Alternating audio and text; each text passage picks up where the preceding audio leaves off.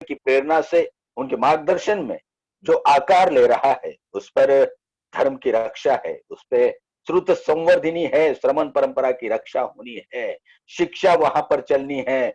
बहुत कुछ धर्म तीर्थ क्षेत्र पर लगातार आकार लेते जा रहा है। फिलहाल नवग्रह मंदिर जो बड़े सुंदर रूप में आकार लेना वहां पर प्रारंभ हो गया है। आदिनाथ भगवान का दर्शन करते हैं तो निश्चित रूप से हमें कुछ अतिशय हो रहा है, इसका आभास होता है। ऐसे धर्म तीर्थ का निर्माण परम पूज्य गुरुदेव के मंगल आशीर्वाद से वहां पर चल रहा है। धर्म तीर्थ जो श्री क्षेत्र कचनेरी से बिल्कुल 3-4 किलोमीटर के दूरी पर है। परम पूज्य आचार्य श्री का आगमन हो चुका है। मैं परम पूज्य गुरुवर के श्री चरणों में नमोस्तु प्रेषित करता हूँ। गुरुदेव जी जी जी, परम पूज्य गुरुदेव आ गए हैं और बिल्कुल आज इस प्रकृति की सुंदर आगोश में परम पूज्य गुरुदेव ने अपने सिंहासन को बनाया हुआ है। बड़े सुंदर दृश्य को हम देख रहे हैं। ऊपर बिल्कुल मेघों से भरा हुआ आकाश दिखाई दे रहा है और पीछे बिल्कुल हरियाली से भरी हुई पहाड़ी दिखाई दे रही है। ऐसे में परम पूज्य गुरुदेव वहां पर विराजमान होकर हमें संबोधित करेंगे। लेकिन गुरुदेव, मैं एक निवेदन करूंगा, क्योंकि आपकी छवि हम ठीक से देख नहीं पा रहे हैं, क्योंकि पूरा जो प्रकाश है, सूर्य प्रकाश है या प्रकृति का प्रकाश है, वो आप पर थोड़ा सा मतलब उसके अप्रोक्ष आप शायद विराजित हुए हैं, इसलिए दिखाई नहीं दे रहा है। अतः वहां पर जो हमारे भक्तगण होंगे, परम पूज्य गुरुदेव के उनसे निवेदन है कि उस व्यवस्था को आप थोड़ा वहां पर बना लीजिएगा। गुरुदेव, तीर्थंकर कैसे बने, इस विषय पर परम पूज्य गुरुदेव हमें लगातार, ठीक गुरुदेव, ठीक है, ठीक है, ठीक है। चरण रखते हैं मेरे गुरुवर जहां, वहां पुण्य का सैलाब आता है। पाप के पाप कटते हैं गुरुदर्शन से, चरणों में मस्तक झुक जाता है। कुछ मांगो ना मांगो अपने गुरुवर से, बिन मांगे ही सब मिलता है। गुरु की मुस्कान को देखकर हम सबका मन खिल उठता है। जी हाँ, कहते हैं कि गुरु से कुछ भी मांगो, कुछ भी मत मांगो, गुरु से नहीं देते जो हमें अच्छा लगता है, बल्कि गुरु वो देते हैं जो हमारे लिए अच्छा होता है। और परम पूज्य जैनाचार्य गुप्तीनंद जी गुरुदेव के बारे में हमने इस बात को सदैव देखा है, सदैव जाना है। निश्चित रूप से वहां पर व्यवस्था को थोड़ा सा बनाया जा रहा है। परम पूज्य गुरुदेव की स्वर्गस्थ गुरुदेव की छवि हमारे लिए प्राप्त हो रही है। और आज धर्म तीर्थ की बिल्कुल शानदार भूमि के दर्शन हमारे लिए आज यहाँ पर हो रहे हैं। कितना सुंदर दृश्य वहां पर दिखाई दे रहा है। परम पूज्य गुरुदेव हमसे कुछ ही क्षणों में रूबरू होंगे। परम पूज्य गुरुदेव की वाणी हमारे लिए कुछ ही क्षणों में यहाँ पर खिलेगी। उनकी दिव्य देशना से हम सारा बोर होंगे। बड़े ही सुंदर दृश्य को देखने का सौभाग्य हमारे लिए आज यहाँ पर प्राप्त हो रहा है। कहते हैं कि धर्म तीर्थ पर कदम रखते ही मानो हमारे सौभाग्य का क्षण प्रारंभ हो जाता है, क्योंकि धर्म तीर्थ पर श्राव का आचार क्या होता है, इसका भी अनुभूति हमारे लिए प्राप्त होती है। चलिए परम पूज्य गुरुदेव के श्री चरणों में चलते हैं। है स्वामी, अजीज भी आप है, नसीब भी आप है, दुनिया के भीड़ में करीब भी आप है। आपकी दुआओं से चलती है जिंदगी, क्योंकि ईश्वर भी आप है और तकदीर भी आप है। दोनों हाथ जोड़ते हैं, अपने तकदीर के चरणों में दर्शन करते हैं, नमोस्तु प्रेषित करते हैं। नमोस्तु गुरुदेव, नमोस्तु गुरुदेव, नमोस्तु गुरुदेव। बोलिए परम पूज्य जैनाचार्य गोप्तीनंद जी गुरुदेव की जय। परम पूज्य आर्ष मार्ग संरक्षक जैनाचार्य श्री गुप्तीनंद जी गुरुदेव। आज का दीप प्रज्वलन करेंगे संजीव जी झवेरी परिवार। मैं संजीव जी झवेरी परिवार से निवेदन करूंगा कि वो आपका आज का दीप प्रज्वलन शुरू करें।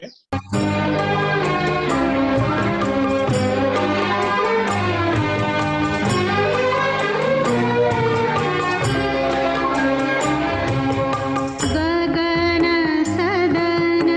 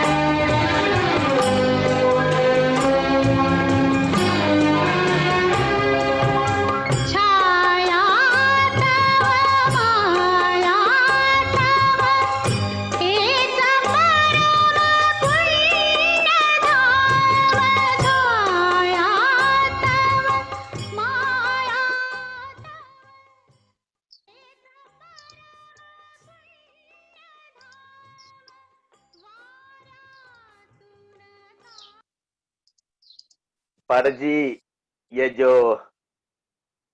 आज का दीप प्रज्वलन है कौन से शहर से हुआ है? संजय जी झवेरी, क्योंकि मुंबई भारतवर्षी से हुआ है। दिगंबर जी जी, मुंबई से। हाँ, मैं आ, बताता हूँ। जी जी गुरुदेव। भारतवर्षीय दिगंबर जैन महासभा के तत्वावधान में जैनम धूम चैनल के माध्यम से परम पूज्य गुरुदेव की महावीर की देशना, उनके मुखारबिंद से महावीर की देशना सुनने का सौभाग्य हमारे लिए प्राप्त हो रहा है। आइए परम पूज्य गुरुदेव के श्री चरणों में चलते हैं, पुनः एक बार अपने दोनों हाथों को जोड़ लेते हैं और पूरी मजबूती से इस वर्तमान के तीर्थंकर के चरणों में अपनी नमोस्तु प्रेषित करते हैं, दोनों हाथ जोड़ करके। नमोस्तु गुरुदेव, नमोस्तु गुरुदेव, नमोस्तु गुरुदेव। और गुरुदेव से निवेदन करते हैं, है स्वामी, स्थितियां प्रतिकूल है, अनुकूल कैसे बनाए, और तीर्थंकरों ने इन स्थितियों को कैसे अनुकूल बनाया और तीर्थंकर मार्ग तक पहुंचे, इसकी देशना हमारे लिए प्रेषित करे। बोलिए परम पूज्य जैनाचार्य गुप्तिनंद जी गुरुदेव की जय। जय श्री ओम नमः सिद्धेभ्यः, ओम नमः सिद्धेभ्यः, ओम नमः सिद्धेभ्यः। नमो अरिहन्ताणं, नमो सिद्धाणं, नमो आयर्याणं, नमो वज्रायणं, नमो लोहि सब्बसाहुणं। सरस्वती नमस्तुभ्यं वरदे कामरूपिणी, विद्यारंभं करिष्यामि सिद्धिर्भवतु मे सदा। जय बोलो श्री अनंतानंद सत्य परमेश्वर भगवान की जय। वृषभादि वीरांश शंकर भगवान की जय। पंच परमेश्वर भगवान की जय। द्वादशांग जिनवाणी माता की जय। समस्त गण प्रविष्टि भगवान की जय। तीन कम नौ कोटि मुनिराजों की जय। समस्त पूर्वाचार्यों की जय। गुरुवराचार्य श्री कुंभ सागर जी गुरुदेव की जय। गुरुवराचार्य श्री कनकनंद जी गुरुदेव की जय। अहिंसामय सनातन जैन धर्म की जय। बोलिए परम पूज्य गुप्तिनंद जैनाचार्य गुप्तिनंद जी गुरुदेव की जय। आचार्य संघ की जय। जय। महान भवों, तीर्थंकर कैसे बने, ये प्रवचन माला चल रही है और इसके अंदर आज का हमारा विषय है साधुता में समाधि और समाधानी साधु। अर्थात जो साधुता में जीता है, जो सरलता में जीता है, जो सज्जनता में जीता है, जो अपने क्रोध, मान, माया, लोभ इन चारों पर नियंत्रण कर लेता है, जो संतोष रखता है, उसे हर जगह समाधान मिलता है। उसकी समाधि हमेशा अच्छी समाधि होती है। और जो साधु है, साधु से मतलब मुनि नहीं है, साधु मतलब अच्छा, साधु मतलब ठीक। तो एक श्रावक भी साधु हो सकता है, आप भी अच्छे हो सकते हैं, मतलब आप सज्जन बन सकते हैं। और जो सज्जन है वही समाधानी हो सकता है। साधु समाधि कह रही है कि हमें समाधान पुरुष बनना है। जीवन में सुख आए, दुख आए, संकट आए, पीड़ा आए, हर एक में आप समाधानी हो। अभी आपने दीप प्रज्वलन देखा, जिन्होंने दीप प्रज्वलन किया, संजीव जी झवेरी, उनकी धर्मपत्नी सुधा झवेरी, वो एक ऐसे परिवार से हैं, ऐसे चिराग के अंश और वंश हैं जिन्होंने जीवन में साधुता और समाधान को बहुत अच्छे से पाया। कांतिलाल झवेरी एक बहुत अच्छे संघपति, मुझसे ज्यादा अच्छे हमारे गुरुदेव आचार्य श्री कनकनंदी गुरुदेव उनको जानते हैं, देवानंद जी आचार्य उन्हें जानते हैं। वह कांतिलाल झवेरी जब 1987 में आचार्य श्री कुंभ सागर गुरुदेव का संघ अकलुष सम्मित शिखर जा रहा था, तब सम्मित शिखर की पूरी यात्रा के संघपति कांतिलाल झवेरी थे। और उन्हें ये जो उदारता मिली, इतनी ताकत और शक्ति मिली, ये शक्ति चारित्र चक्रवर्ती आचार्य शांताकर जी गुरुदेव की सतत सेवा करने से उनको प्राप्त हुई। अंत समय जब उनका आया कांतिलाल झवेरी जी का, तो योग संयोग से असाता वेदनी कर्म का तीव्र उदय आया और उन्हें कैंसर हो गया। लेकिन उन्होंने आचार्य सुबल सागर जी की समाधि में खूब तन मन धन से पुण्य संचय किया था। जब आचार्य सुबल सागर जी की समाधि का समय आया, तो समाधि के समय वो लगातार 1.5-2 महीने मुंबई के सारे भक्त लोग, जो मुंबई के लोग बड़े बड़े उद्योगपति हैं, बहुत पैसे वाले हैं, बहुत व्यस्त लाइफ है, लेकिन गुरु भक्ति भी बड़ी बेजोड़ उनकी है। 4-4 महीने चतुर्मास के लिए मुंबई के लोग संघपति बनकर के साधु की सेवा में चले आते हैं। उसी में कांतिलाल झवेरी जी थे। जो आचार्य सुबोध सागर जी की समाधि में थे, आप लोग शांत रहिए, शांति से काम कीजिए। सुबोध सागर जी की समाधि के समय उन्होंने समाधि के समय पूरी सेवा की, क्योंकि आचार्य शांत सागर जी के ही वंश में आचार्य सुबोध सागर जी थे। उनकी सेवा की, खूब सेवा की, खूब पुण्य का संचय किया। और जब आचार्य सुबोध सागर जी की समाधि हुई, उस समय 2004 में उनकी समाधि होने के पश्चात उनके धर्मपुत्र बनने का सौभाग्य, अर्थात आचार्य सुबोध सागर जी के दिवंगत पार्थिव शरीर को अग्नि संस्कार करने का सौभाग्य कांतिलाल जवेरी जी ने प्राप्त किया। वही समाधि का पुण्य उनके जीवन में काम आया। पूर्व के असाता वेदनी कर्म थे, उनके हर्निया में, प्रोस्टेट में कैंसर हो गया और कैंसर होने से भयंकर पीड़ा हो रही थी, लेकिन इतनी होने के बावजूद भी उन्होंने कभी अपने संयम को नहीं छोड़ा। करीब 3-4 दिन पहले से ही उन्होंने कहा कि मुझे घर ले चलो। घर पर आ गए और घर पर आकर के उन्होंने 3 दिन पहले से ही आहार पानी छोड़ दिया, सबसे मौन ले लिया और नमोकार मंत्र को जपते जपते समाधि ग्रहण किया। ये साधु समाधि। तो ये साधु समाधि जो साधु के साथ समाधानी बनकर रहते हैं, उन्हें मिलती है। मैं आपसे कहना चाहता हूं कि मृत्यु मातम नहीं, मृत्यु महोत्सव है। आज जन्माष्टमी भी है, सारा देश कृष्ण का जन्मोत्सव मना रहा है। नारायण कृष्ण एक ऐसे महापुरुष हैं, हमारी संस्कृति में, भारतीय संस्कृति में हर एक से शिक्षा मिलती है, सबसे संस्कार मिलते हैं। यदि हमें अपना बचपन बनाना है तो हमारा बचपन नारायण कृष्ण की तरह होना चाहिए, हंसता खिलता। और जवानी, तरुणाई आपकी यदि होना चाहिए तो वह मर्यादा पुरुषोत्तम राम के समान होना चाहिए। और जब जीवन का अंत आए तो आपका जीवन का अंत भगवान महावीर के समान होना चाहिए। नारायण कृष्ण एक ऐसे महापुरुष जो नारायण होने के बाद भी जन्म कहां, जेल में उनका जन्म हुआ। और हर समय, हर पल, हर डग वे निश्चिंत निर्भीक थे। पर माता पिता को, माता यशोदा को, नंद बाबा को, वहां वसुदेव को, देवकू को, देवकी माता को निरंतर भय बना रहता था कि कल मेरा कन्हैया बचेगा या नहीं बचेगा। क्योंकि कंस निरंतर अपनी विद्याएं, अपने राक्षस मारक शक्तियां कृष्ण जी को समाप्त करने के लिए भेजता रहा। लेकिन नारायण कृष्ण का भाग्य प्रबल था, सौभाग्य प्रबल था, आयुष प्रबल था, पुण्य प्रबल था।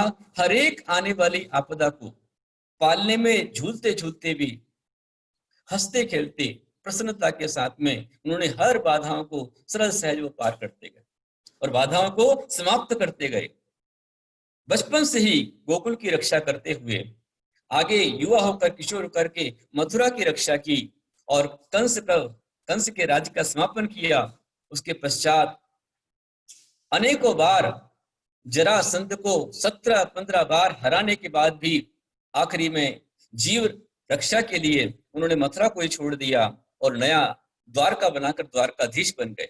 उन्हें किसी ने रणछोड़ राय कहा तो भी हंसते हंसते उन्होंने सहन कर लिया। ऐसे नारायण कृष्ण, उनका जीवन एक क्रांतिकारी जीवन है। जिन्होंने जेल में जन्म लिया, द्वारिका बसाई, तीनों लोक पर, त्रिखंड पर उनका राज्य हुआ और अंत समय जब आया तो आप देखिए कि उनका अंत एक जंगल में, सारा राजपाट सब छूट गया, सब समाप्त हो गया और जंगल में एक तीर के लगने के बाद उनका समाधि मरण। आपका बचपन कृष्ण जी के समान हो। नारायण कृष्ण हमेशा बचपन से हंसते खेलते थे। ऐसे ही बच्चा यदि हंसता है, खेलता है, खिलखिलाता है, बहुत अच्छा लगता है। और बच्चा यदि चिन्मनाया पड़ा रहे, गुमसुम पड़ा रहे, रोता रहे, कोई उसे नहीं उठाता, उसकी माँ भी उसको नहीं उठाती। और जो बच्चा बहुत हंसता है, प्रसन्न होता है, हर एक गोद में जाता है, हर कोई उसे खिलाने को तैयार रहता है। तो आपका बचपन कृष्ण की बाल लीला के समान हो। लेकिन जब जवानी आ जाए तो जवानी में जो कृष्ण जी ने किया था वो तुम मत करना, वरना डंडे और जेल मिलेगी आपको। आपका जब जवानी आ जाए तो आप मर्यादा पुरुषोत्तम राम की तरह हो जाएं। मर्यादा पुरुषोत्तम राम ने जब उनका सीता के साथ स्वयंवर हो गया, पाणी ग्रहण हो गया, और सीता को प्रथम देखने पर जो भेंट दी जाती है, उस भेंट में रामचंद्र जी ने वाल्मीकि रामायण के अनुसार कहा कि मैं सीता के अलावा अन्य किसी स्त्री से विवाह नहीं करूंगा। कि वाल्मीकि रामायण का संदेश है। वे मर्यादा पुरुषोत्तम थे, हर चीज में उनके पास शालीनता मर्यादा थी। लेकिन जब अंत आए तो अंत आपका भगवान महावीर के समान होना चाहिए, भगवान आदिनाथ के समान होना चाहिए, भगवान पार्श्वनाथ के समान होना चाहिए। महान भवो, हमारा जीवन है कितना? हम सोमवार को जन्मे, मंगलवार को बड़े हुए, बुधवार को विवाह हुआ, गुरुवार को बच्चे हो गए, शुक्रवार को बुढ़ापा आ गया, शनिवार को रोग लग गया, और रविवार को राम नाम सत्य है। आपका जीवन 7 दिन से अधिक जीवन नहीं है। जन्म भी इन 7 दिनों में किसी एक दिन हुआ है, और मृत्यु भी इसी में आनी है। और मृत्यु को जो मातम बनाता है, मृत्यु का मातम बनाते हैं, वे संसार का प्रभुत्व करते हैं, चारों गतियों में घूमते रहते हैं, और जो मृत्यु को महोत्सव बना लेते हैं, मृत्यु का वेलकम करते हैं, मृत्यु का स्वागत करते हैं, मृत्यु भी उन्हें मार नहीं पाती है, वो मृत्युंजयी हो जाते हैं। आज हम लोग धर्म तीर्थ क्षेत्र पर बैठे हुए हैं, और यहाँ रहते हुए जब से मृत्यु का तांडव शुरू हुआ है, चाइना से निकली हुई मृत्यु, कोरोना महामारी के रूप में जो मृत्यु चलती आ रही है, और सारे विश्व को उसने पकड़ लिया है। आज लाखों लोग कोरोना संक्रमित हो रहे हैं, अचानक अनेक लोग काल के गार में समा रहे हैं। तो हमने भी जहां मृत्यु का तांडव हो रहा है, उस मृत्यु को जीतने के लिए आज धर्म तीर्थ क्षेत्र पर अनवरत लगभग 20 मार्च से आज यहाँ 11 अगस्त आ चुका है, एवरी डे, हर दिन हम यहाँ पर महामृत्यु विधान कर रहे हैं। अलग अलग परिवारों के द्वारा यहाँ विधान संपन्न हो रहा है, और जो महामृत्यु विधान कराते हैं, महामृत्यु विधान कराने वाले परिवारों के द्वारा यहाँ पर महामृत्यु विधान भी किया जाता है, और विधान के साथ में उनके द्वारा संपूर्ण महामस्तक का अभिषेक किया जाता है, अभिषेक किया जाता है, उनके द्वारा महामृत्युंजय शांतधारा होती है, पूरा विधान होता है, हवन होता है, आहार दान दिया जाता है, गोग्रास दिया जाता है। ये सारी क्रियाएं एक परिवार के द्वारा होती हैं, और आज हम देख रहे हैं कि जो महामृत्युंजय विधान कराते हैं वह मृत्यु पर विजय पाते हैं। आने वाली अपमृत्यु, अकाल मृत्यु इसके माध्यम से टल जाती है। यदि आपकी आयु के निषेध पूरे हो गए हैं तो ध्यान रखना, मणि मंत्र तंत्र बहु होई, मरते न बचावे कोई। यदि आयु आपकी उतनी ही है, आयु पूरी हो गई, तो कोई मंत्र, कोई यंत्र, कोई तंत्र, कोई विधान कुछ भी काम नहीं करेगा। लेकिन जैन ग्रंथ, जैन शास्त्र कहते हैं कि यदि तुम्हारी आयु है और बीच में अकाल मृत्यु का योग आया है, तो अपमृत्यु को, अकाल मृत्यु को आप महामृत्यु विधान के माध्यम से निवारण कर सकते हैं, परिहार कर सकते हैं। आज का विषय हमारा है कि हम अपने जीवन में समाधान में जिए। समाधानी साधु और साधुता में समाधि। जब समाधि हो, साधुता के साथ में हो। जीवन में हमेशा समाधान रहना चाहिए। कितनी भी संकट, कितनी परेशानी आए, हमें कभी विचलित नहीं होना चाहिए। आपने पैठन के एक संत एकनाथ का नाम सुना होगा। संत एकनाथ रोज अपने घर से निकलते थे, और रोज वे गोदावरी में स्नान करने जाते थे। एक दिन एक व्यक्ति ने उनके धैर्य की परीक्षा ली, और धैर्य की परीक्षा लेने के लिए उसने, जब वो नहा करके लौट कर आ रहे थे, तो आते समय उसने एकनाथ पर थूक दिया। थूकने पर उन्होंने एक भी अपशब्द नहीं कहा उस संत ने। वह पुनः गोदावरी में गया, स्नान करके आए, जब आ रहे थे फिर उसने थूक दिया, फिर मंदिर में गोदावरी में गए, फिर स्नान करके आए। ऐसा लगभग लगभग 108 बार उसने उस संत एकनाथ पर थूका। और वे जब भी थूका गया वे मंदिर गोदावरी में गए और नहा करके प्रसन्नता से लौट करके आए। जब 108 बार हो गया तब उस परीक्षा लेने वाले का भी धैर्य छूट गया। वो आकर के सामने खड़ा हो गया और कहा कि क्या तुम्हें क्रोध नहीं आता? मैंने आपको इतना परेशान किया, आपके ऊपर इतनी बार थूका, फिर भी आपने एक अपशब्द नहीं कहा, किस प्रकार क्रोध नहीं किया? उन्होंने कहा, अरे भाई, तू तो मेरा साथी है, तू मेरा बहुत बड़ा उपकारी है। मैं रोज तो एक ही बार गोदावरी में स्नान करने जाता था, पर आज तेरे निमित्त से मेरा 108 बार मेरा स्नान हो गया, 108 बार मेरी शुद्धि हो गई, इसलिए मैं तुझे कैसे दंड दे सकता हूँ, कैसे तुझे अपशब्द कह सकता हूँ? तो मेरा बड़ा उपकारी है। और जब इतनी अच्छी बात उस संत ने कही तो जो परीक्षा लेने वाला था उनके सामने दंडवत हो गया और अपने आंसुओं से उनका प्रचार करता है कि धन्य है, साधुता आपके जैसी होनी चाहिए। साधु समाधि ये भावना 16 कारण की भावना है, और 16 कारण भावनाओं में साधु समाधि विशेष भावना है। और हमारे तीर्थंकर बनने वाले जीव निरंतर इन भावनाओं को भाते हैं, तब जाकर वह साधु समाधि कर पाते हैं, और तब जाकर के उनका तीर्थंकर बन करके पंडित मरण होता है। ध्यान रखें, मरण 17 प्रकार का होता है।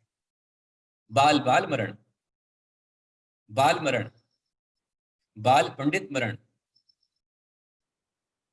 बाल पंडित मरण, पंडित बाल मरण, पंडित मरण, अविची मरण, तद्भव मरण, पंडित मरण, भक्त प्रत्याख्यान मरण, ऐसे अनेक प्रकार के 17 प्रकार के मरण होते हैं। मैं कभी आपसे पूछूं कि कौन जन्म लेता है तो आप कहेंगे जीव जन्मता है, और मैं पूछूं आपसे कौन मरता है तो आप कहेंगे शरीर मरता है। लेकिन ये आपकी धारणा गलत है। जन्म और मृत्यु इस जीव की हो रही है। पुनरपि जन्मम पुनरपि मरणम पुनरपि मातृ जठरे शयनम।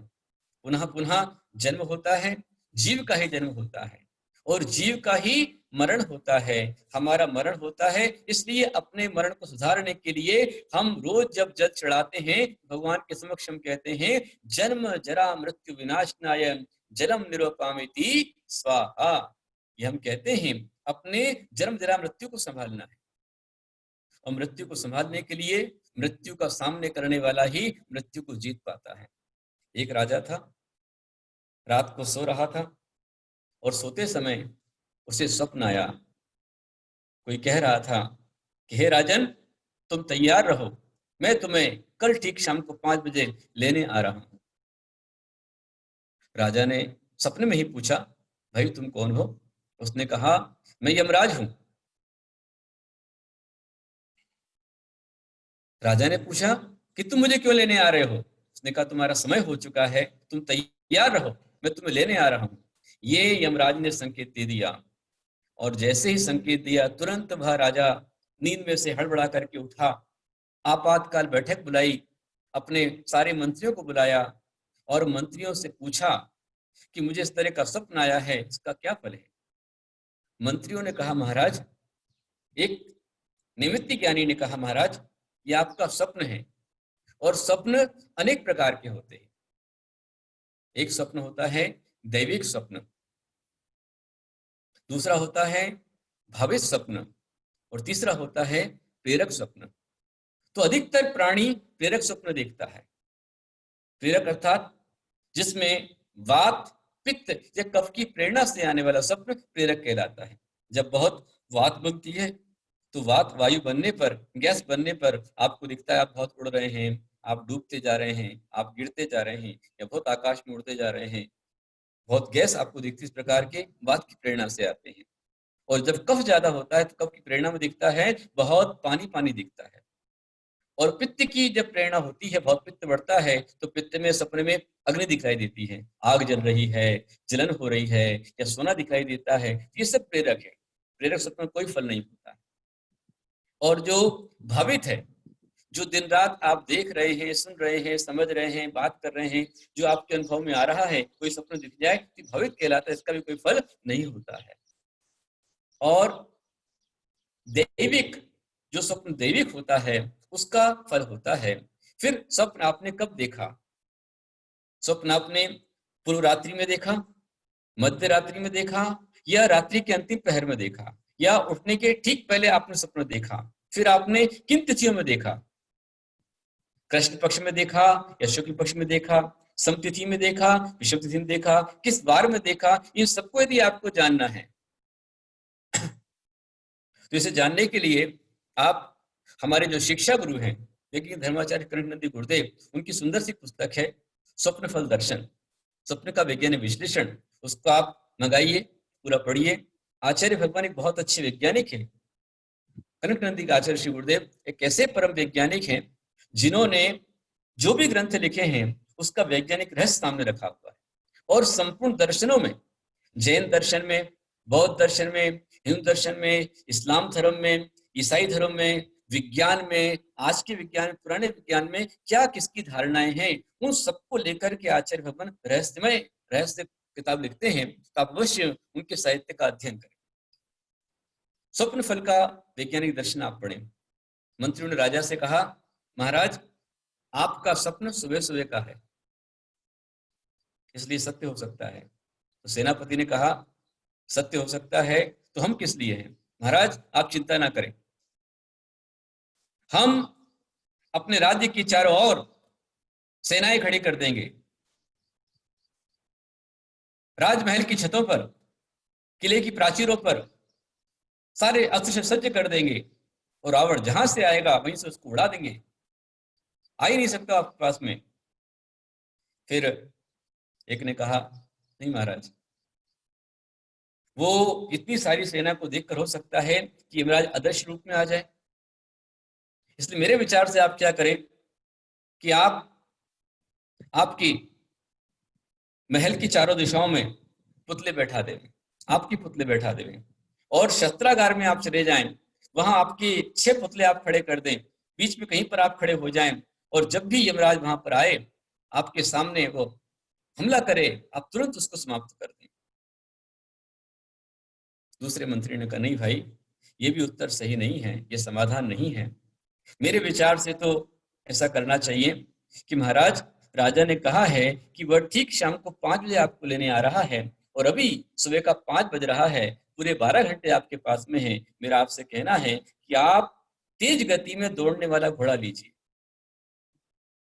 और ये घोड़ा लेकर के आप यहां से, जिस दिशा से आपको स्वप्न आया था उससे उल्टी दिशा में आप चले जाइए, भाग जाइए। आप आज का पूरा दिन इस राज्य से दूर रहिए। जब शाम को 5 बजे यमराज यहाँ पर आएगा और आपको नहीं पाएगा, आपका काल टल जाएगा और यमराज लौट जाएगा, फिर आप लौट करके आ जाएं, आपकी मृत्यु बच जाएगी, आपकी मृत्यु नहीं आएगी। राजा को ये सुझाव अच्छा लगा, और वो राजा सुबह सुबह ही सबसे तेज गति में दौड़ने वाले अपने प्रिय घोड़े पर बैठ करके पूर्व दिशा से स्वप्न आया था, तो वह राजा पश्चिम दिशा की ओर सुबह से चल पड़ा। सुबह से लेकर के दोपहर, जून का महीना था, भूखा प्यासा था, फिर भी घोड़े को दौड़ाता जा रहा है, भागता जा रहा है, भागता जा रहा है, भागता जा रहा है, और आखिर भागते भागते भागते भागते घने बियाबान जंगल के अंदर पहुंच गया।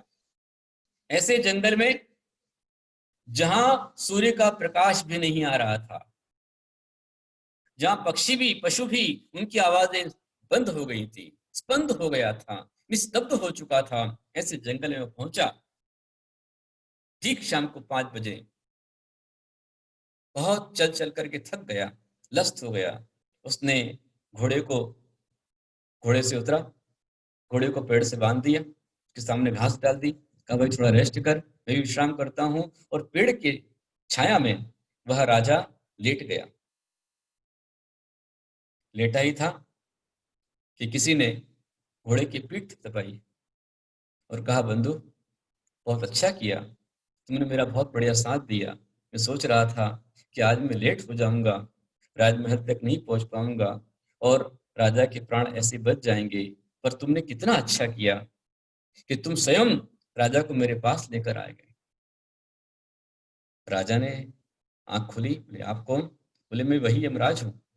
मैं सोच रहा था कि मैंने 5 का समय दिया है लेकिन मैं पहुंच नहीं पाऊंगा, पर बहुत अच्छा हुआ कि तुम स्वयं चलकर मेरे पास आ गए। महान भावों, इसी तरह से निरंतर हम मृत्यु के सन्मुख जा रहे हैं। एक होता है आवेशी मरण, एक होता है तद्भव मरण।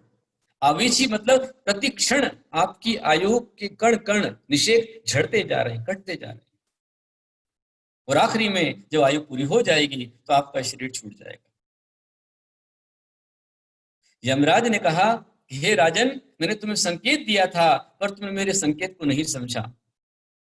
यदि तुम मृत्यु से नहीं भागते तो तुम्हारा मृत्यु का ये महोत्सव बन जाता। जो समाधि मरण करता है उसे आगे जन्म मरण के दुखों से मुक्ति मिल जाती है, और जो भागता रहता है, डरता रहता है, भयभीत होता है मृत्यु से, उसे बार बार मृत्यु का सामना करना पड़ता है। पर हम समझते नहीं हैं। महान भावों, मृत्यु बोध जगाई है। जब हमें मृत्यु का बोध होता है वहीं से वैराग्य का पौधा पनपता है। हम शमशान में जाते हैं, मरते जीव को देखते लगता संसार में कुछ नहीं है, और जहां बाहर निकले सब कुछ चालू हो जाता है। आजकल तो ये हाल हो गए हैं कि शमशान में वहां शव जल रहा होता है और सामने खड़ा व्यक्ति आराम से तंबाकू लेता रहता है, पुड़िया खाता रहता है, बातें करते रहते हैं। आज कोरोना महामारी ने बतला दिया है कि कितना ही बड़ा शक्तिशाली व्यक्ति क्यों ना हो, वो मृत्यु के कुछ भी नहीं है। बड़ी बड़ी शक्तियां, अमेरिका जैसी महाशक्ति आज हार गई है। जहां सबसे अधिक हॉस्पिटल हैं, सबसे अधिक डॉक्टर हैं, सबसे बढ़िया नंबर 1 मेडिकल व्यवस्था है, वहां पर भी लाखों लोग संक्रमित हो रहे हैं और वो अस्पताल अपूरे पड़ रहे हैं। महान भावों, यदि मृत्यु को जीतना है तो मृत्यु को जीतने के लिए हमें मृत्यु से भयभीत नहीं होना है, मृत्यु से डरना नहीं है, बल्कि मृत्यु का सामना करना है। पर हम कहां कर पाते? एक बाबा जी, उनका अंत समय आ गया और परिवार के सारे लोग, उनके सारे बच्चे, बहुएं, पोता पोती, बेटियां, दामाद, सब के सब बाबा जी के चारों ओर खड़े हुए हैं। बाबा जी थोड़े होश में आते, फिर मूर्छित हो जाते, फिर होश में आते, फिर मूर्छित हो जाते। अब बाबा जी को थोड़ा सा होश आया और उनके मुंह से शब्द निकला, ब।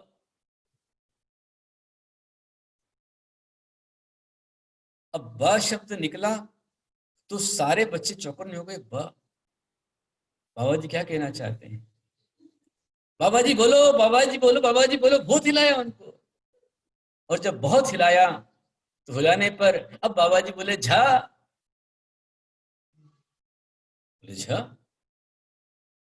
ये झा का मतलब क्या है, बा का मतलब क्या है? एक ने कहा कि बाबा जी का मतलब है बक्सा, और झा से मतलब झाड़। अब बाबा जी ने बक्सा कौन से झाड़ के नीचे रखा है मालूम करो। बहुत प्रयास किए उन्होंने, पर अब वे हार गए। तब डॉक्टर को बुलाया, बोले कैसे भी करो, और बाबा जी को थोड़ा सा होश आना चाहिए, मरने के पहले अपनी बात को कह जाए, उनकी मन की मन ना रह जाए, थोड़ा सा इतना आप प्रयास कर दो। डॉक्टर ने कहा कि एक इंजेक्शन है, लेकिन इंजेक्शन भी लगभग 3 लाख रुपए का इंजेक्शन है। बोले जो भी हो लगाओ, लेकिन ध्यान रखना इंजेक्शन लेने के बाद में वह मात्र 1 या 2 शब्द बोल पाएंगे, उसके बाद उनके प्राण निकल जाएंगे। जो हो सो हो, लगाओ। और बेटों ने 3 लाख रुपए की व्यवस्था की। डॉक्टर ने इंजेक्शन लगाया। इंजेक्शन लगाने के पश्चात जैसे इंजेक्शन लगाया, सब ने अपने मोबाइल बिल्कुल तैयार कर लिए, अलर्ट कर लिए कि बाबा जी क्या कर रिकॉर्ड कर लेंगे। और जब बाबा जी को होश आया तो होश आने के बाद बोले अरे बकरी झाड़ू खा रही, और बाबा जी गए। मरने वाला है, पैर करों लटक रहा है, प्राण निकलने वाले हैं, उसके बाद ही बकरी और झाड़ू का ध्यान। अपना स्वयं का ध्यान नहीं है कि मेरे प्राण जा रहे हैं, मैं अपनी चेतना को जगा दूं, मैं अपनी आत्मा को सावधान कर लूं, मैं अपने क्रोध मान माया लोभ समाप्त कर डालूं, मैं अपनी कषायों को शांत कर डालूं, मैं अपने आप को अलर्ट करके परमात्मा की भक्ति में लीन कर डालूं। ऐसे विरले जीव होते हैं जो जीव ऐसे उत्तम समाधि को प्राप्त करते हैं। महान भवों, आज का ये पर्व कह रहा है एकमात्र भारतीय संस्कृति है, और भारतीय में जैन संस्कृति यहाँ पर है, जहां पर सारे संसार में जीने की कला सिखलाई जाती है, पर जैन धर्म भगवान महावीर स्वामी हमें मरने की कला सिखलाते हैं। महावीर स्वामी कहते हैं कि मृत्यु को मातम नहीं, मृत्यु को महोत्सव बनाओ, और जो मृत्यु को महोत्सव बना लेता है वही महावीर के समान उत्तम मरण को प्राप्त करके अजर अमर हो जाता है। ध्यान रखना, समाधि आत्महत्या नहीं है। आत्महत्या और समाधि में जमीन आसमान का फर्क है। आत्महत्या अपने कर्तव्यों से भागना है, आत्महत्या करना महान पाप है, और समाधि करना अर्थात मृत्यु को महोत्सव बनाना है। संलेखना मतलब होता है कि अपनी कषाएं और अपनी इंद्रियां, इन्हें हम क्रश करते जाएं, इंद्रियां भी क्रश होती जाए और कषाय भी समाप्त होती जाए। किसी के प्रति न क्रोध रहे, न मान रहे, न मायाचारी रहे, न लोभ रहे। जब ये होता है तभी जाकर के समाधि महोत्सव होता है। पर हम क्या समझे समाधि को? हमारे पास तो बस यही है, मनी मनी बनी, ब्राइटर देन सनसनी, स्वीटर देन हनी। हमारा बस यही है, हाय पैसा, कहां से आए पैसा और कैसे आए पैसा। एक व्यक्ति मरा, समझाने के लिए आपको, मरने के बाद धर्मराज के सामने पहुंचाया गया और उसने पूछा धर्मराज ने कि भाई तुझे कहां जाना है, स्वर्ग में जाना है कि नरक में जाना है?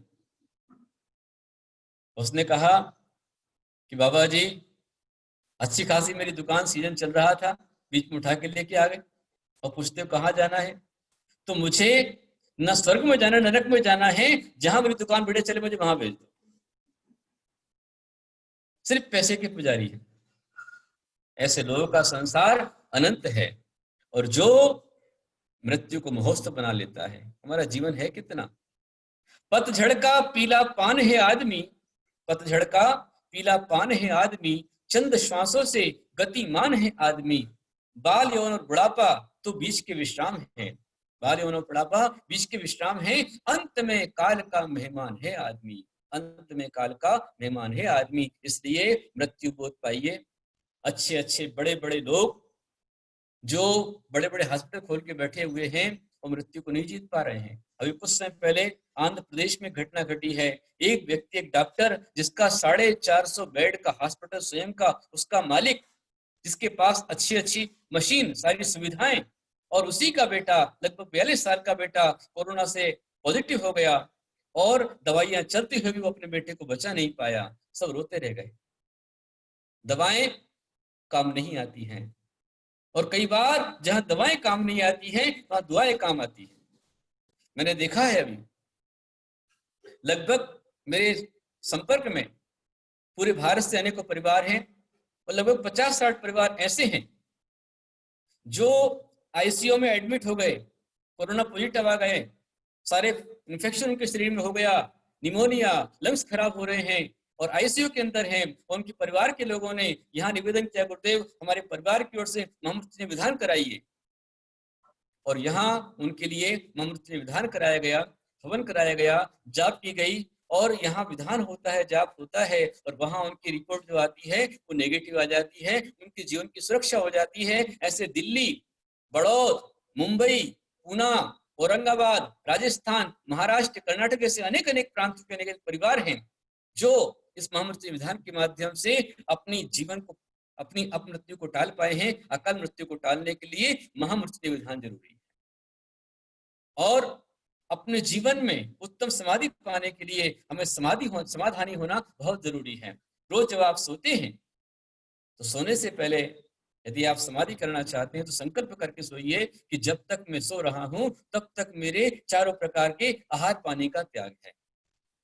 जब तक मैं सो रहा हूं तब तक स्व आत्म द्रव्य को छोड़कर अन्य संपूर्ण पर द्रव्यों का मेरा त्याग है। इस तरह की भावना आपकी होनी चाहिए। हर दिन आपको नियम लेना चाहिए। आप जब घर से निकलते हैं बाहर, तो संकल्प करके निकले कि जब तक मैं घर पे ना लौटूं तब तक मेरे घर का त्याग, घर के विकल्पों का त्याग कर सकते हैं आप। और जब मंदिर में आ जाएं तो मंदिर में आकर निर्विकल्प होकर के साधना करें, तब जाकर समाधि होती है। और आपका जीवन समाधानी कैसे बने, आप अपने श्रावक धर्म का कैसे पालन करें, इसका प्रैक्टिकल इस बार हम आपको कराने के लिए तैयार हैं। जैनम चैनल के माध्यम से भारत विश्व दिगंबर जैन महासभा एक बहुत ही अच्छा कार्यक्रम कर रही है कि आज कोरोना काल में घर घर में जिनवाणी गुरुवाणी को पहुंचा रही है।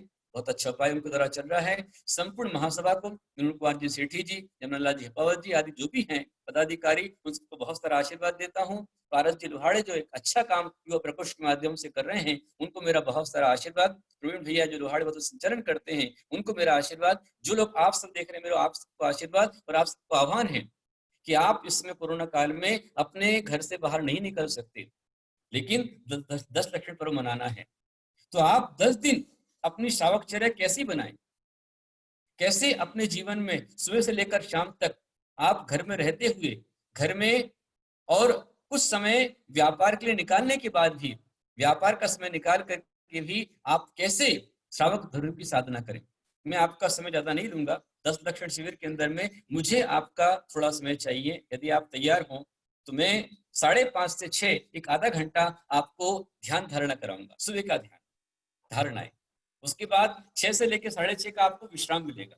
आप फ्रेश हो लें, तैयार हो लें, कपड़े शुद्ध कपड़े पहन करके, अष्टदव लेकर के आप तैयार हो जाए डिवाइस के सामने। और 6:30 से लेकर के एक लगभग 9 बजे तक में भगवान का महामृत्युंजय शांधारा, महामृत्युंजय अभिषेक और 10 लक्षण तत्व मोक्ष शास्त्र का विधान ये संपन्न होगा। और ठीक 9 बजे, 9 से लेकर 9:40 में आप सबके लिए मिलेगा विशेष करके 10 लक्षण की प्रवचन। इसमें होगी आनंद यात्रा।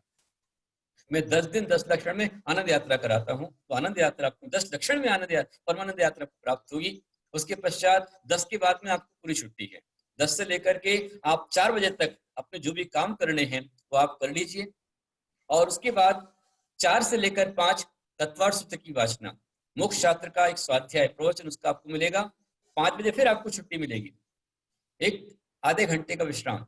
और उसके बाद ठीक 5:30 बजे से आप पुनः तैयार हो जाएं, क्योंकि जाना नहीं, घर में ही आप हैं। पानी वगैरह पीना आप पी लीजिए। उसके बाद 5:30 बजे आप तैयार हो जाइए। तो 5:30 से 6 में आपके श्रावक प्रतिक्रमण, आप श्रावक बनकर के दिन भर में जो भी काम किए हैं उसमें प्रतिक्रमण आप कर ले। उसके बाद में कैसे सामायिक की जाती है, कैसे ध्यान किया जाता है, किस प्रकार से हम धर्म ध्यान कर सकते हैं, ये सारा प्रैक्टिकल मैं आपको कराना चाहता हूँ। यदि आप सभी तैयार हों तो चैट बॉक्स में अपने अपने आप संकेत पहुंचा देवें पारस लोहाड़े जी के पास में। और एक फॉर्म बहुत जल्दी नितिन भाई आपके पास बुलाएंगे। नितिन जी नखाते उसके हमारे संयोजक रहेंगे, प्रवीण जी लोहाड़े संयोजक रहेंगे, पारस जी लोहाड़े संयोजक रहेंगे। और पूरा फॉर्म आपके पास में आएगा, तो आप उसमें जुड़ करके लाभ प्राप्त करें। 10 लक्षण का शिविर एक आपकी आत्म साधना का शिविर होगा। उसमें आपको 10 से लेकर के 4 बजे तक का समय पूरा फ्री है। आपको जो भी करना, व्यापार बिजनेस करना कर लीजिए, उससे ज्यादा भी मत कीजिए। फिर 4 से 5 का समय और 6 से लेकर के 7:30 का समय, मतलब सुबह एक 3 घंटा, फिर बाद में 4 से 5 में 1 घंटा और 5:30 से 7 में 1-1.5 घंटा आपका लेंगे। सारा समय आपके लिए है, अपने आप करते रहिए। तो ऐसा शिविर में लगाना चाहता हूँ आप सबके लिए। आप सभी उसके लिए तैयार हो जाएं और पुण्य का संचय करें। यदि आपको लगाना है सभी की, यदि आपकी जितने लोग हैं अपने अपने नाम यदि आप पहुंचाते हैं कि हमें शिविर में बैठना है, तो अवश्य में शिविर जन्म चैनल के माध्यम से रहेगा। मेरी पारस लोहाड़े जी से भावना है और आप सबसे भावना है कि जितना अधिक से अधिक आप लोग जुड़ सकते हैं। इसमें प्रैक्टिकल ध्यान कैसे होता है, किस प्रकार से ध्यान किया जाता है। कुछ लोग जो मेरे साथ ध्यान कर चुके हैं उनको थोड़ा परिचय मिला होगा, लेकिन अब आप लाइवली, बिल्कुल डायरेक्टली आप ध्यान करके पुण्य संचय कर सकते हैं। तो आप अपने श्रावक जीवन को इस तरह यदि बनाएंगे तो आपकी जो श्रावक जीवन होगा उसमें मृत्यु का मातम नहीं, मृत्यु आपकी महोत्सव बन जाएगी और कल्याण होगा। आप सभी कल्याण हो। इसी भावना के साथ समय सनातन जैन धर्म की कल का हमारा विषय रहेगा भले का भगवान। टाइटल हमारा कल का है भले का भगवान, या समझ लो कर भला हो भला। इस पर मैं आपसे बात करूंगा, उसके लिए आप तैयार रहें और अगले कार्यक्रम की ओर चलते हैं। बोलिए परम पूज्य जैनाचार्य गुप्तीनंद जी गुरुदेव की जय।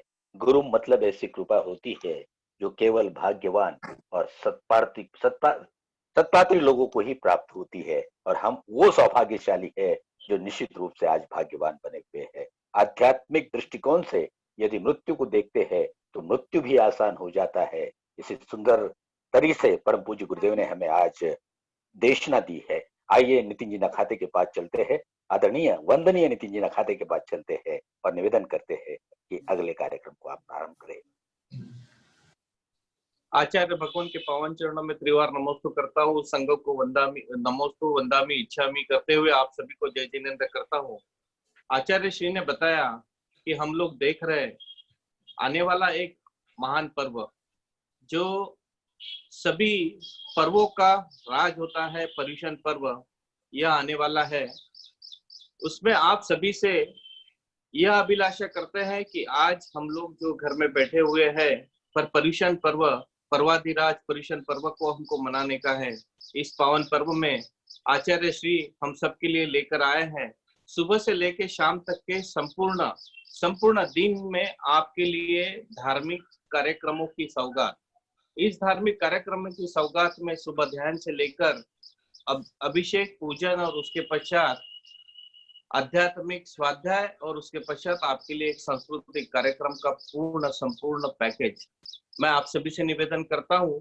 हम एक गूगल फॉर्म तैयार करके आपको भेज रहे हैं। उस फॉर्म को आपको भर के भेजने का है और वो फॉर्म भरने के पश्चात आप सभी को उस माध्यम से हम लोग आपके पास में जुड़ेंगे और एक बहुत सुंदर सा पर्युषण पर्व हम लोग अपने घर में बैठ के मनाएंगे। आप सभी से निवेदन है इस महापर्व राज के लिए आप सभी लोग सम्मिलित होवे और इस अखिल भारतीय दिगंबर जैन महासभा का यह जो जैनम चैनल है इसको हम सभी चैनलों से आगे बढ़ाकर सबसे आगे लेके जाएंगे और इस जैनम चैनल के अंतर्गत हम लोग जुड़कर ये एक महान पर्व मनाएंगे। चलते हैं आज की आरती के लिए। आज के आरती के हमारे पहले ड्रा करना है आपको।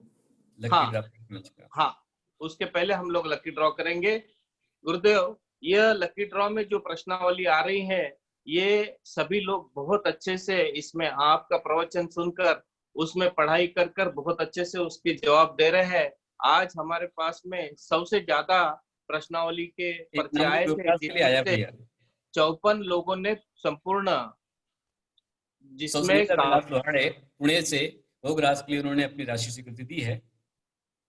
हाँ, हमारा आज हाँ, सुनीता विलास जी लोहाड़े पुणे, इन्होंने धर्मतीर्थ के गुरुग्रास के लिए 1100 रुपए की राशि की स्वीकृति दी है। मैं धर्मतीर्थ परिवार की ओर से उनका बहुत बहुत शुक्रिया, बहुत बहुत धन्यवाद अदा करता हूँ। इसीलिए रोज यहाँ पर महामृत्युंजय विधान होता है जिसकी सौधर्म इंद्र की राशि 11,000 रुपए होती है। रोज महाशांति धारा होती है, उसमें आपको अगर महाशांति धारा अपने परिवार की ओर से करने की उसकी राशि 1100 रुपए की होती है। और आहारचर्या यहाँ पर निरंतर चलती है, उसमें भी आप अपना सहयोग दे सकते हैं। साथ ही यहाँ पर जो गौ माताएं रखी है उसके लिए गोग्रास की रोज की एक दिन की राशि 1100 रुपए है, उसमें भी आप सहयोग कर सकते हैं। और यहाँ पर एक खास बात मैं कहना चाहता हूँ, जितने भी लोग सुन रहे हैं, यदि आप महामारी से बचना चाहते हैं और परिवार में यदि कोई संक्रमित है, कोरोना पॉजिटिव हो गया है, बहुत चिंतनीय दशा है, तो उसके लिए यदि हम प्रयास करें अपनी ओर से और एक बार यदि एक दिन का महामृत्यु विधान कराते हैं, हो सकता है वो मृत्यु विधान उसके अकाल मृत्यु को टालने के लिए कारण बन सकता है। इसलिए जितने भी लोग हैं वो आप देखें, अभी पारस भैया आप दिखाएं वहां पर धर्मतीर्थ पर माता जी वहां पर दिखला रहे होंगे, आदिनाथ भगवान का मंदिर है और वहां सुंदर सा रोज मांडला बनता है, रोज महामृत्यु विधान होता है कि परिवार के द्वारा हालांकि हो रहे हैं। आज भी हमारे परम भक्त श्री रवि कुमार जी पाटनी, रवि रतनलाल जी पाटनी, श्री रवि रतनलाल जी पाटनी और सौ अनीता पाटनी कुमारी सपना पाटनी चेतना नगर औरंगाबाद, इनके द्वारा आज का विधान हुआ है। और कोरोना महामारी को दूर करने के लिए लगातार 8 दिनों से हमारे चित्री से परम भक्त भंवरलाल जी शाह, सौ कैलाश देवी जी साहब, उनके पुत्र अरहंत और मयंक शाह चित्री राजस्थान से हैं, उनके द्वारा जो कि पूरा परिवार कोरोना से संक्रमित हो गया था, उन्होंने महामृत्यु विधान कराया है और विधान के माध्यम करते ही सबके सब क्लियर हो गए, नेगेटिव उनका आ चुका है, सभी सुरक्षित हो रहे हैं। ये विशेष महामृत्युंजय विधान का मिलता है। हमारे सुरेश जी महामंत्री कचनेर के वो करा चुके हैं, डीवीजी काशीवाद जी करा चुके हैं, ऐसे नितिन नखाते हमारे अनेकों बार करा चुके हैं, अमित जी हमारे हैदराबाद से करा चुके हैं। तो देख रहे हैं आप, ये इतने सारे पुष्प और ये सारा मांडला महामृत्युंजय विधान का हर दिन बनता है। हर दिन यहाँ विधान में पुष्प चढ़ाए जाते हैं मंत्रों के साथ में, और विधान संपन्न होता है। तो अभी भी महानुभाव अपनी ओर से कराना चाहें, जब आप विधान कराते हैं तो आपके द्वारा पूरा यंत्र मंत्र और तंत्र पूरा किया जाता है। इसमें आपके द्वारा पूरा भगवान का महामृत्युंजय महामस्तक का अभिषेक होता है, महामृत्युंजयी पूरी महाशांतारा होती है। उसके पश्चात जिन सहतना महामृत्युंजय विधान संपन्न होता है और अन्य विधान होते हैं, उसके बाद में पूरा हवन होता है। हवन के पश्चात आपकी ओर से उस दिन का आहारदान भी होता है और गोग्रास भी होता है। तो सारी क्रियाएं करने से अवश्य में हमें अपमृत्यु का निवारण उसके माध्यम से होता है। आप देख रहे हैं माता जी वहां से पूरा लाइव आपको मांडला दिखा रही हैं। ये पूरे तीर्थम भगवान हमारे विराजमान है, आदिनाथ प्रभु इच्छा पूरक हैं। वो आपके अकाल मृत्यु को टालने के लिए अभी भगवान आदिनाथ ने सैकड़ों लोगों की अकाल मृत्यु को टाला है, उनके पास विधान करके लोगों का अकाल मृत्यु टली है। तो मेरा आप सबसे आह्वान है कि जो भी अपनी ओर से विधान कराना चाहें, नितिन जी नखाते उनको आप संपर्क करें, प्रवीण जी लोहाड़े को संपर्क करें, अपना नाम पहुंचा देवें, तो आपके द्वारा महामृत्यु विधान यहाँ पर हो सकता है। अभी जो लकी ड्रा है, कितनी चिट्ठे हैं नितिन भैया, कितने नाम है आज? परस भैया कितनी चिट आज?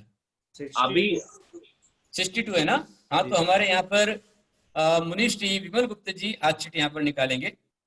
मुनीष जी आ जाइए इधर, 62 है। हाँ, आप लेके आ जाओ इधर।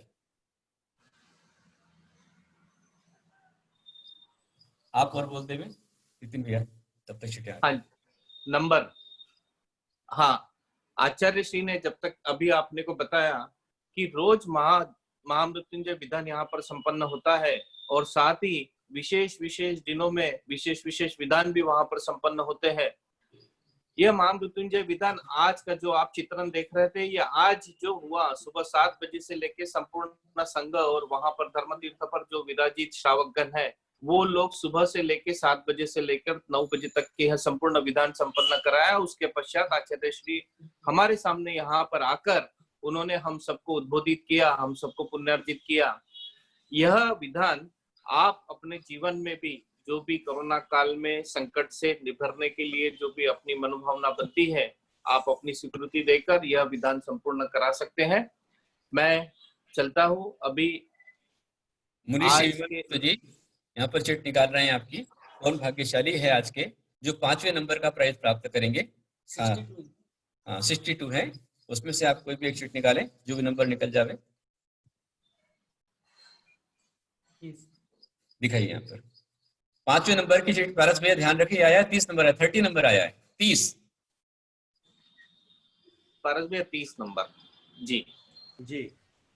पांचवा पारितोषिक प्राप्त करता है 30 नंबर। इसके पश्चात चौथा नंबर। अभी हमारे पुरस्कार के जो पुण्यार्जक हैं नितिन जी नखाते जो संचालन कर रहे हैं, वो लगातार पुरस्कार दे रहे हैं। और भी जो लोग अपने पुरस्कार देना चाहें, पारस लोहाड़े जी को संपर्क करें और उसके बाद उनका भी नंबर लगाया जा सकता है। 3 दिन के लिए पवन पाटिल जी का नंबर आया हुआ है पारस पुरस्कार के लिए, और 5 दिन के पुरस्कार की भावना संतोष जी पेंडारी नागपुर से उन्होंने बनाई है। तो अब मैं सोचता हूँ कि आज करीब 5-6 दिन नितिन जी के हो गए हैं, बाकी आपका स्तर में रखें और कल से संतोष पेंडारी जी को पुरस्कार का वितरण आप कराएं। जी गुरुदेव। हाँ, चौथे नंबर की चिट आ रही है आपकी। चौथे नंबर पे आया 50 नंबर आया है। 50 नंबर। हाँ 50 नंबर। क्या नाम है 50 पर? 50 पे है विभाजी जैन बड़ौद से। डॉक्टर विभा जैन बड़ौद, गीतिका लोहाड़े जो शैला जी की बच्ची होती है, ये दोनों उन्होंने उत्तर दिया, बहुत अच्छी बात है। अब 3rd नंबर की चिट 3rd में आया है 33। सोनाली नैना वाटाने। अच्छा, विभाजी का डबल पुरस्कार हो गया, नैना वाटाने का डबल पुरस्कार हुआ। नैना जी वाटाने देवल राजा से, उनका पुनः आज भाग्य बनाए, उनको 3य स्थान प्राप्त हुआ है आज की लकी ड्रा में, बहुत बढ़िया। अब 2nd नंबर की चिट, 2nd नंबर की चिट में आया है 16 नंबर। 16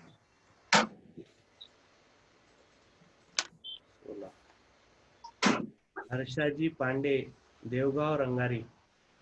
हर्षाली पांडे। हर्षाली पांडे, देवगांव रंगारी से उनका आज सेकंड नंबर लगा हुआ है। और आज के विनर फर्स्ट नंबर जिनका माना जाएगा, उनकी चिट निकाली जा रही है। उनका नंबर आया है 44, 44। संजय पहाड़े, नासिक। वाह, संजय पहाड़े जी जो कि गजपंथा में रोज भगवान का अभिषेक करते हैं। सन 2002 से मुझसे नियम लिया उन्होंने अभिषेक का, और लगातार आज करीब 20 साल उनको हो गए। संजय पहाड़े भैया, आज आपका विनर में नंबर लगा है। हमारा संजय पहाड़े जी को, उनके पूरे परिवार को बहुत आशीर्वाद, जो आज के विनर हैं। भारत भैया क्या पूछ रहे हैं आप मुझसे? प्रवीण जी केला नहीं केला। नमस्ते गुरुदेव, नमस्ते नमस्ते।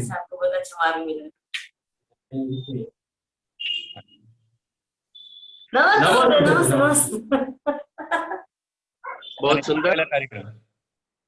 हाँ, पारस भैया, आरती के लिए चलते हैं।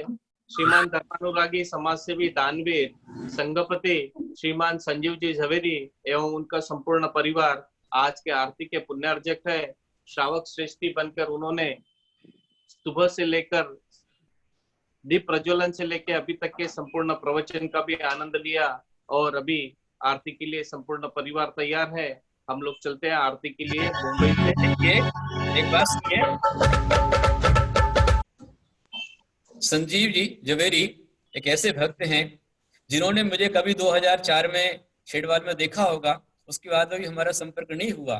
पर संजीव जी को पता चला कि संघ जंगल में है और संघ की चतुर्मास चल रहा है, तो संघ की चर्या के लिए उन्होंने चतुर्मास जो चल रहा है उसमें विशेष पुण्यार्जन किया है। चतुर्मास के कराने में उनका बहुत बड़ा योगदान है, सहयोग है। इस कारण से हमारी आज चतुर्मास समिति ने और महासभा ने उनको दीप प्रज्वलन आरती का अवसर दिया है। झवेरी परिवार को मेरा बहुत सारा आशीर्वाद। चलें आगे।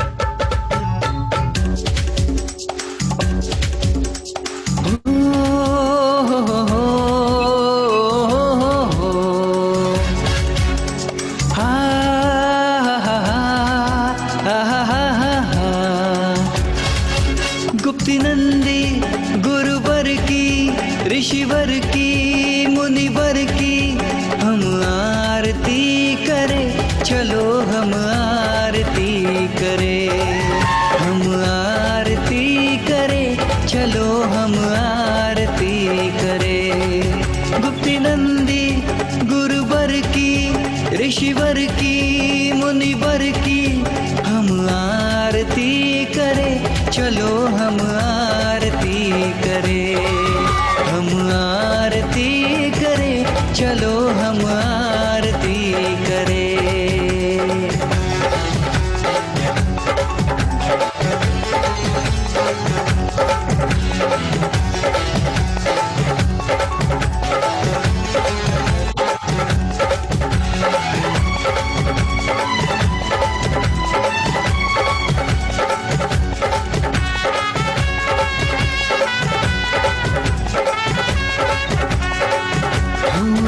कुंथु गुरुवर ने दीक्षा दी, कुंथु गुरुवर ने दीक्षा दी। रोहतक नगरी के आंगन में बादल भी घुमड़ घुमड़ आए, रिमझिम बरसे वे सावन में। ताता थैया सब नाचे, भक्ति से सब गाए, हम आरती करें, चलो हम आरती करें, हम आरती करें, चलो हम आरती करें।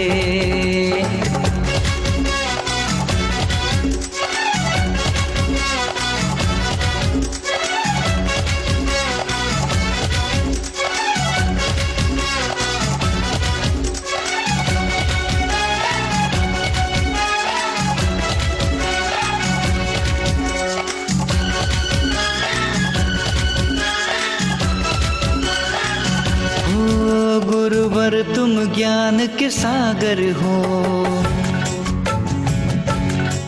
गुरुवर गुरुवर तुम ज्ञान के सागर हो, भरने आए हम गागर को।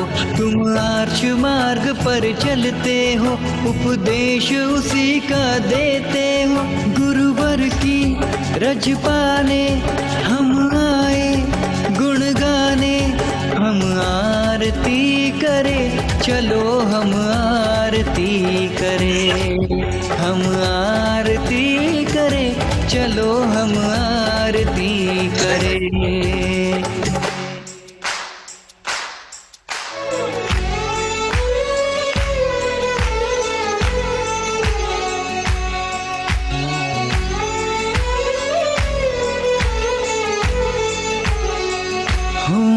विद्वान कवि लेखक गुरुवर, विद्वान कवि लेखक गुरुवर, वात्सल्यमयी अनुपम सुरिवर। अरिहंत प्रभु के लघुनंदन, जिन वाणी सुत तुमको बंदन। आशा से हम ध्याए, चरणों में झुक जाए। हम आरती करें, चलो हम आरती करें। हम आरती करें, चलो हम आरती करें। गुप्त नंदी गुरुवर की, ऋषिवर की, मुनिवर की हम आरती करें। चलो हम आरती करें, हम आरती करें। चलो हम आरती करें, हम आरती करें। चलो हम आरती करें, हम आरती करें। चलो हम आरती करें।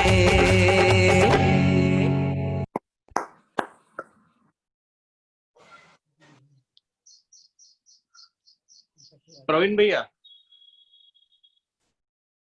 हमारे बड़े बंधु प्रवीण भैया।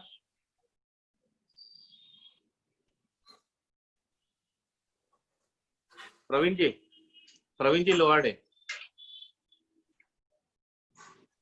हाँ पारस। हाँ प्रवीण भैया। हाँ हाँ हाँ महाराज जी, हाँ, नमस्कार। ओवर टू यू प्रवीण भैया। हाँ अच्छा, चलिए आज की सभा का समापन करना है। जी जी जी जी जी जी, बड़े सौभाग्यशाली है हम सब कि परम पूज्य गुरुदेव को सुनने का सौभाग्य हमारे लिए लगातार प्राप्त होता है। और मैं बार बार कहता हूँ कि ये संत जब अपने सिंहासन पर बैठता है और अपनी दिव्य देशना को प्रारंभ करता है तो अपने आप मुखारबिंद से झरना बहने लगता है। उसको हमने यहाँ पर देखा है, क्योंकि मैंने एक बार शायद पार्श्वनाथ कथा चल रही थी और गुरुदेव के मंच पर संचालन करने का सौभाग्य मेरे लिए प्राप्त हुआ था।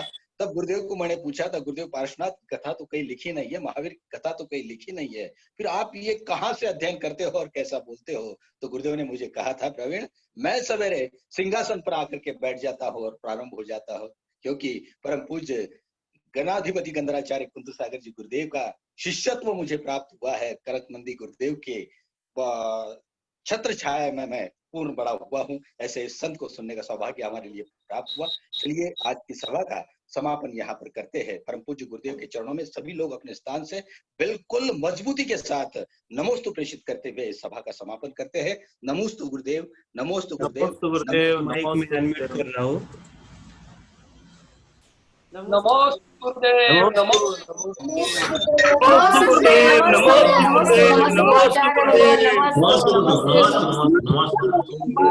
श्री वंदना माता जी इच्छा में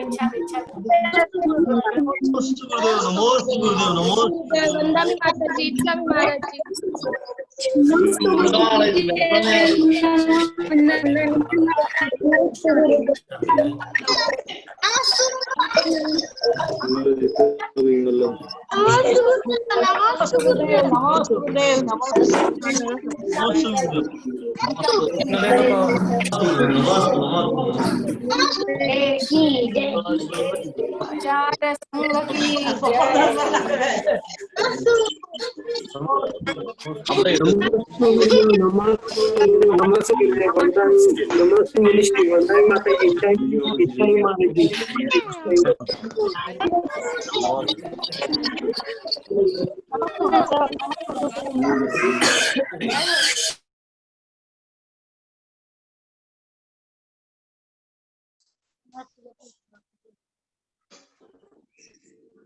चलिए बोलिए परम पूज्य जैनाचार्य गुप्तिनंद जी गुरुदेव की जय, समस्त आचार्य संघ की जय। नमोस्तु गुरुदेव, नमोस्तु। आपकी आज्ञा से आज की सभा का समापन हम यहाँ पर कर रहे हैं।